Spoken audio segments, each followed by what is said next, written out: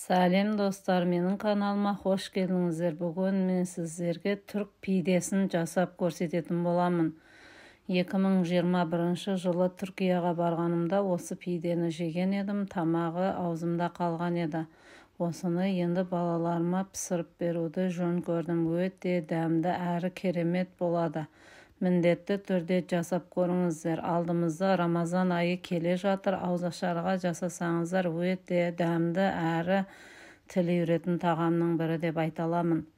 Бізге керегі толар толмас бір кесе суымызды құямыз да, одан кейін дрож, тұз, секер саламыз да, жақсылап араластырып ерігенінше араластырып алғаннан соң бізге керегі мына жерде ұнымыз, ұнмен де жоғарғы сұрып, осылайша етіп бір келкі қамыр қылып аламыз. Жақсылап қолымыздың көмегімен қамыр қылып илеп аламыз.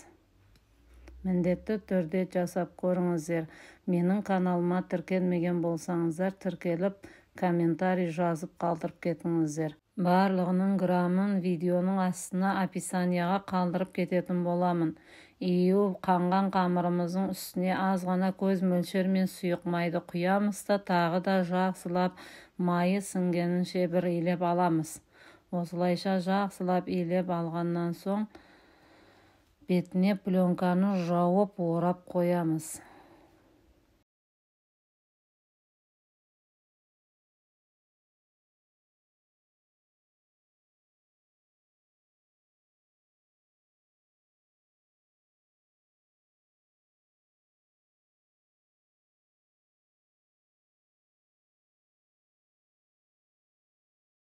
Қамырымызды орап қойғаннан соң келесі кезек салмасына маған керегі мына жерде 4 дана пияз, 2 дана болгар бұрышы және де 550 грамм тартылған ет. Осыны енді пиязымызды ортасынан бөлеміз де, кішкене кусоктарға бөліп, блендермен турап аламыз. Егер сіздерде блендер болмаса, қолмен майдалап турасаңыздар болады.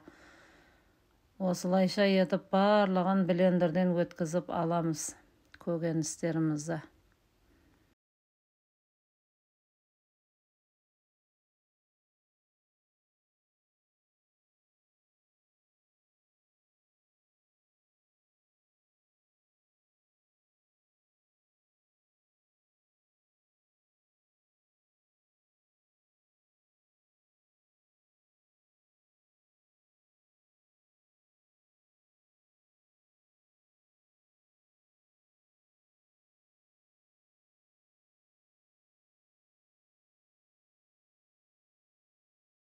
Туралған пиязымыз бен болгар бұрышын да осылайша етіп, еттің үстіне барлығын салып аламыз.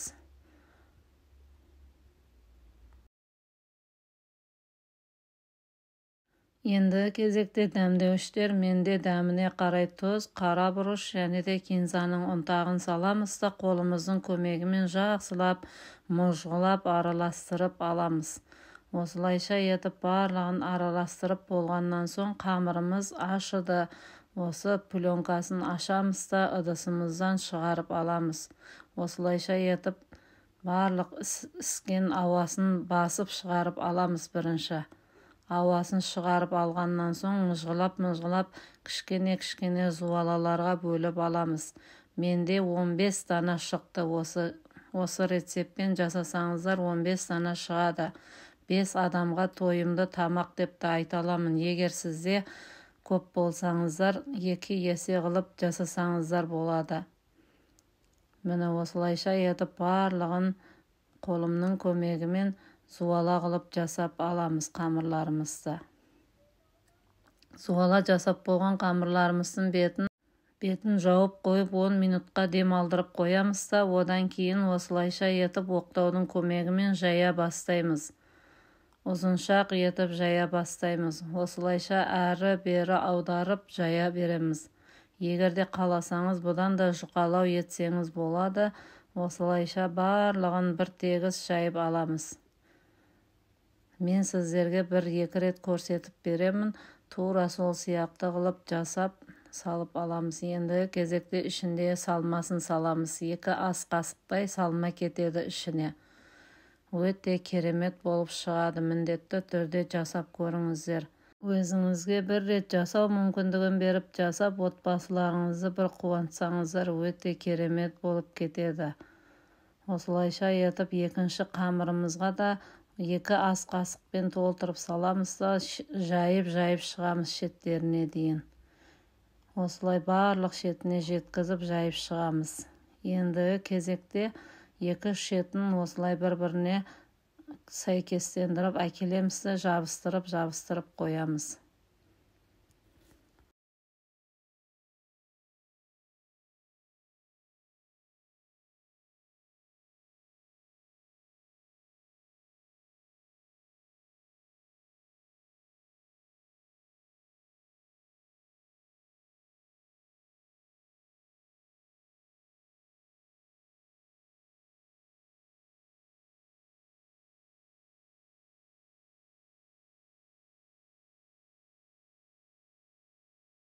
Енді кезекте екінші қамырымызды да тура бірінші жапқан сияқты етіп, екінші қамырымызды да осылайша 2 шетінен ұстаймыз да қысып, осылайша жабыстырып қоямыз қамырларымызды.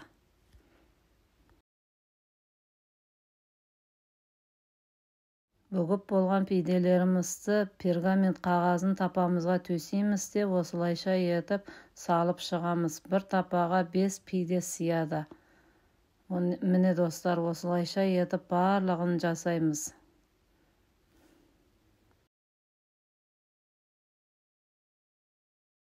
Бұның да ішіне 2 ас қасық ішіндегі салмамызды, етімізді саламыз да жан-жағына барлық шетіне жайып шығамыз. Көп жаюдың қажеті жоқ, өйткені 2 шетін бүккеннен соң етіміз ортаға жиналып тұрады. Тура ұзыншақ етіп жайып шықсақ болды. 2 шетін осылайша тағы да бір-біріне айқастырып, жабыстырып шығамыз.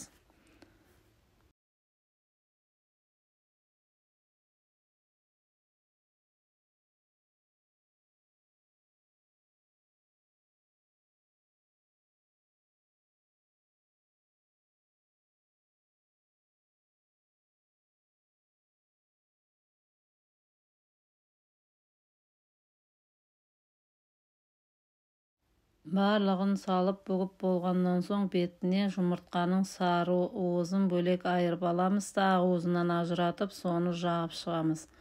Бір тегіс барлық шетіне жағып шығамыз.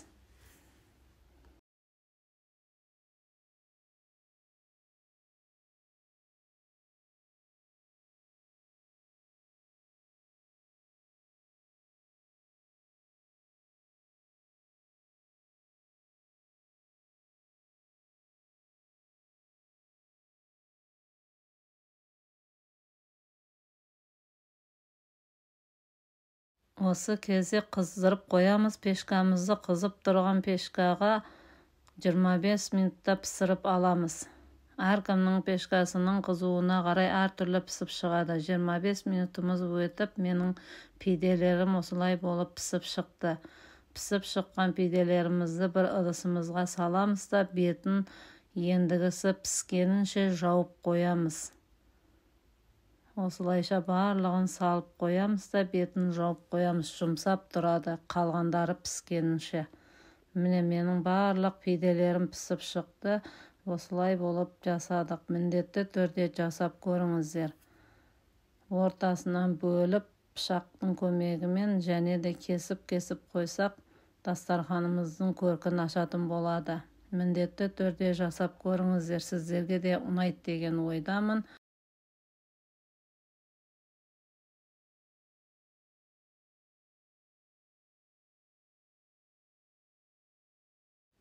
Астарыңыз дамды болсын. Келесі кездескенше сау саламат болыңыздар, менің сүйікті көрермендерім.